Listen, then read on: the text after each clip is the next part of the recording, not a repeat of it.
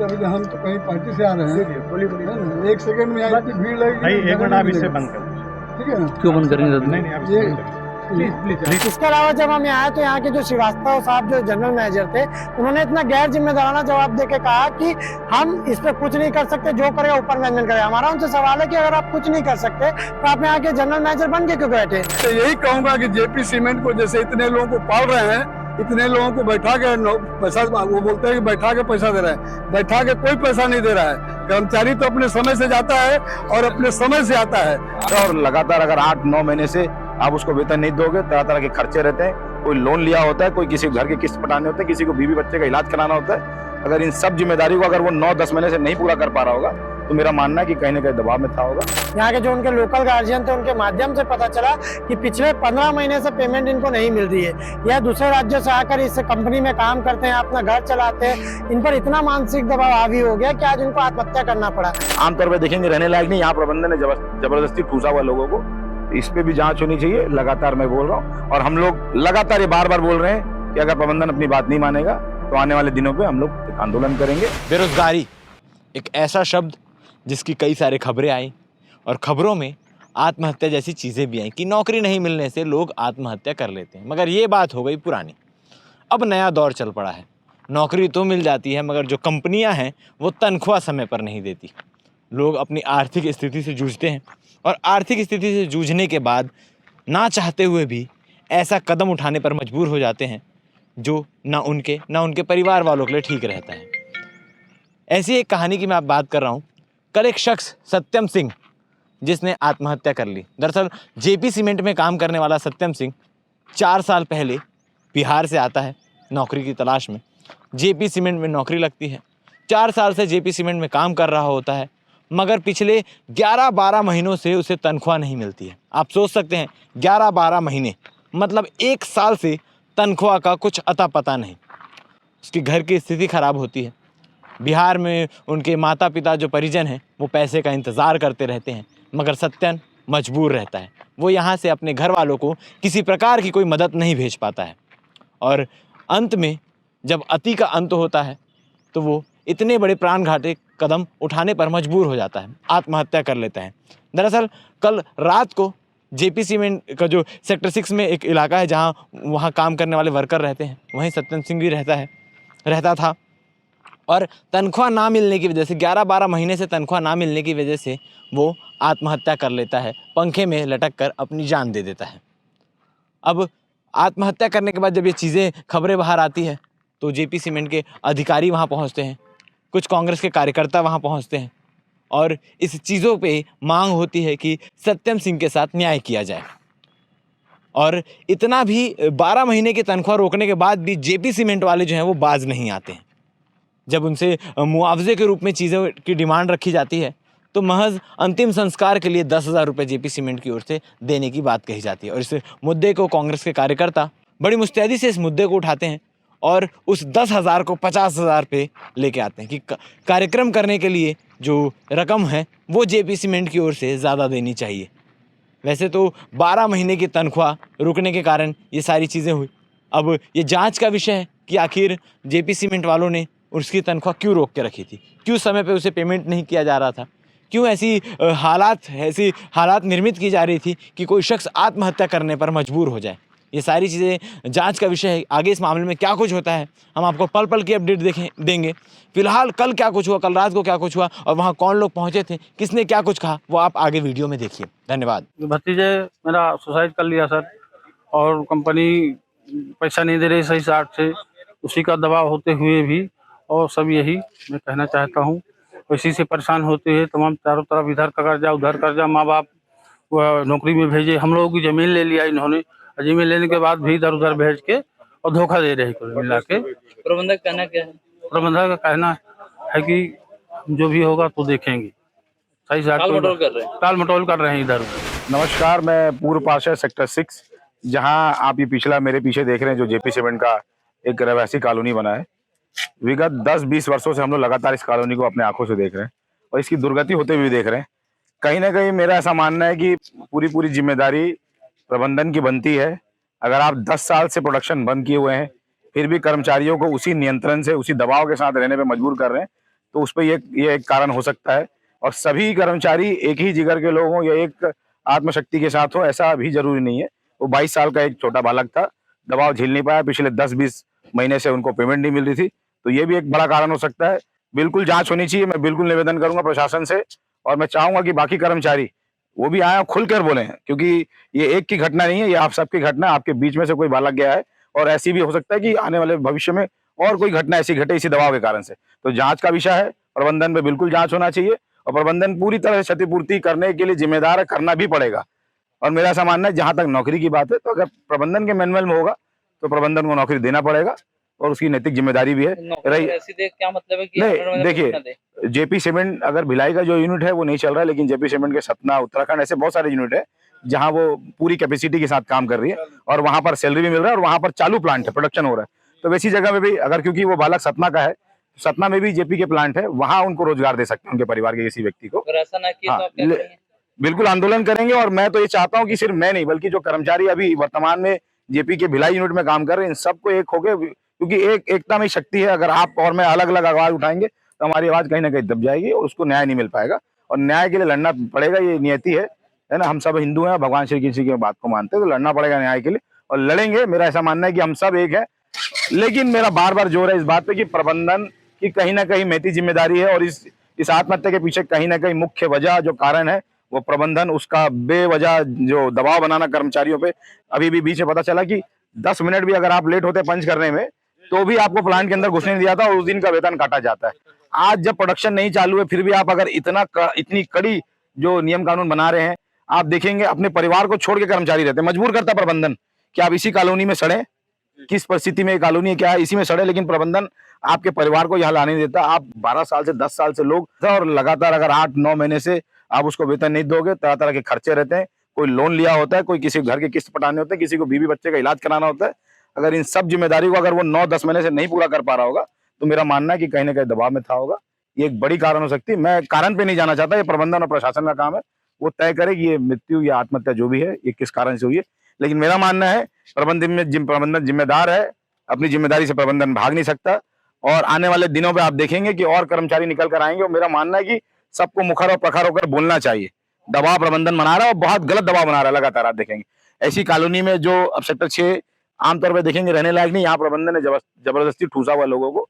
तो इस पे भी जांच होनी चाहिए, लगातार मैं बोल रहा हूँ। और हम लोग लगातार ये बार बार बोल रहे हैं कि अगर प्रबंधन अपनी बात नहीं मानेगा, तो आने वाले दिनों पे हम लोग एक आंदोलन करेंगे, और प्रबंधन को अपनी बात मनवा के रहेंगे, उस बालक को और उसके परिवार को न्याय दिलाने का भरसक प्रयास करें। देखिए, अभी हाल में सूचना मिली कि जेपी सीमेंट में जो हमारे साथी भाई कार्यरत थे, उन्होंने अभी आत्महत्या कर ली है, जिसपे हमको यहाँ आने पे पता चला, यहाँ के जो उनके लोकल गार्जियन थे उनके माध्यम से पता चला कि पिछले 15 महीने से पेमेंट इनको नहीं मिल रही है।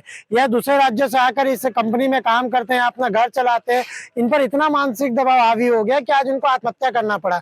उनके जो लोकल परिजन आए तो उन्होंने बताया कि 15 महीने से इनको पेमेंट नहीं मिला, और मिल भी रहा है तो 4,000-5,000 की राशि के टुकड़ों में मिल रहा है, जिसमें खुद का खर्चा चला है, अपने परिवार का खर्चा चला है, एवं इनके ऊपर जो अलग जिम्मेदारियां रहती है उसका निर्वहन नहीं करवा पा रहे थे। इसके अलावा जब हम यहाँ आए तो यहाँ के जो श्रीवास्तव साहब जो जनरल मैनेजर थे, उन्होंने इतना गैर जिम्मेदाराना जवाब देके कहा कि हम इस पे कुछ नहीं कर सकते, जो करेगा ऊपर मैनेजमेंट करेगा। हमारा उनसे सवाल है कि अगर आप कुछ नहीं कर सकते तो आप यहाँ के जनरल मैनेजर बन के क्यों बैठे? एक परिजन जिनके घर में मतलब आत्महत्या हुई है, वह आके अपने दुख कष्ट पीड़ा में उनसे बात कर रहे हैं, और उनका जो गैर जिम्मेदाराना व्यवहार था वह बहुत अत्यंत दुखी था। हमारी एक सीधी मांग है, जो युवा साथी जिसने आत्महत्या की, उसकी उम्र मात्र 22 साल थी, 3 साल से कंपनी में काम कर रहा था। 22 साल की उम्र में उसके घर पर इतना दबाव था कि उसको काम करना पड़ा।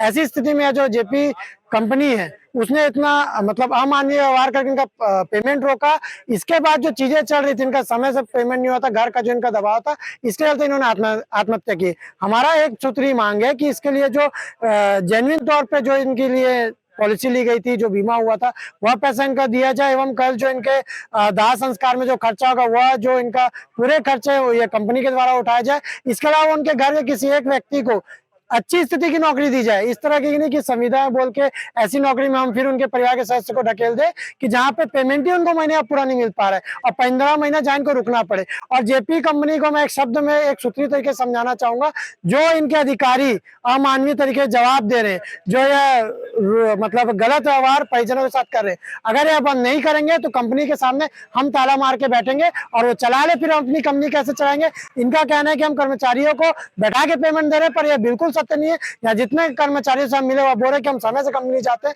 समय से काम करते हैं, समय से वापस आ रहे हैं। पर परिवार के लिए मुआवजे की मांग करेंगे और परिवार के साथ न्याय होना चाहिए।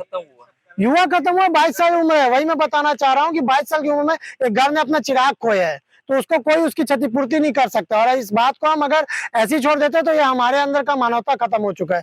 यह एक सूत्री मांग है कि उस घर के साथ जेन्युइन तरीके जो उनके लिए सम्मानित राशि या जो भी मुआवजे की राशि मिले और जेपी सीमेंट द्वारा यह व्यवहार किया जाए एवं जो अन्य श्रमिक यहाँ पे हैं उनके सभी का पेमेंट तुरंत इनको क्लियर करना चाहिए। 15 महीने में हर किसी के घर की स्थिति अलग होती है, हर कोई सर्वाइव नहीं कर सकता। पहले तो मैं अपना नाम बताऊं, मैं एच.एस. मिश्रा हूं, हिंद मजदूर सभा का प्रदेश अध्यक्ष हूं और तमाम बोर्डों के भारत सरकार और छत्तीसगढ़ सरकार में बोर्ड का सदस्य हूं।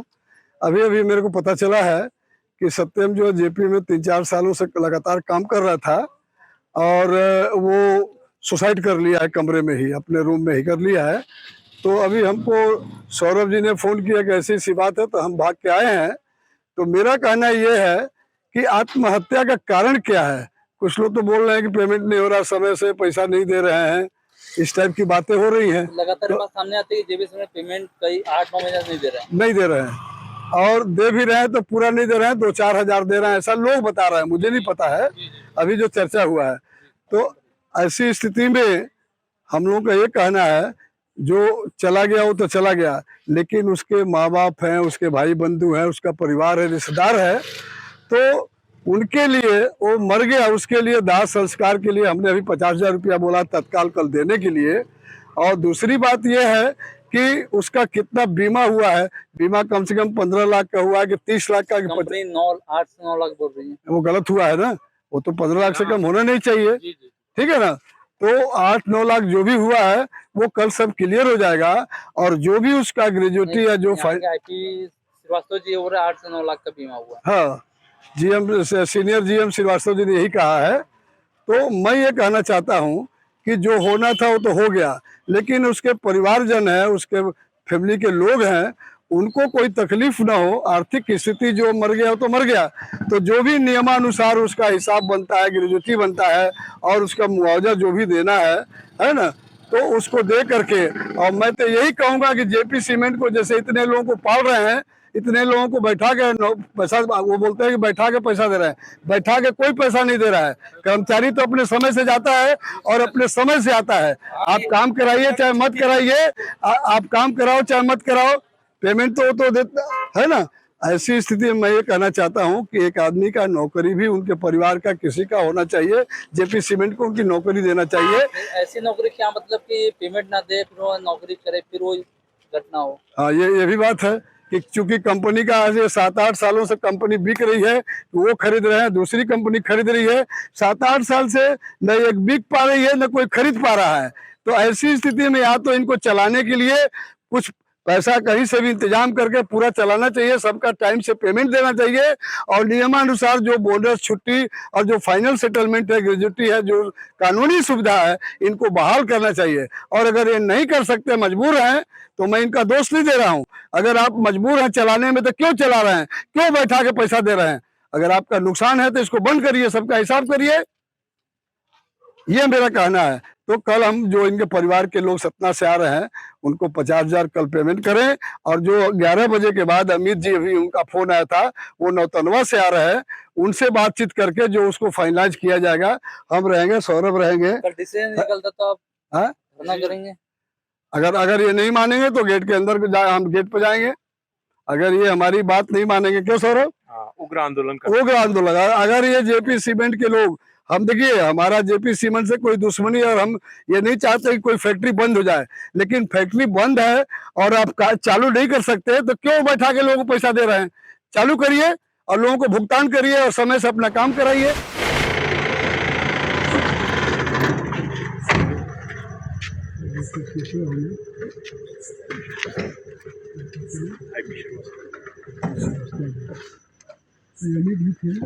अमृत सिंह छुट्टी गए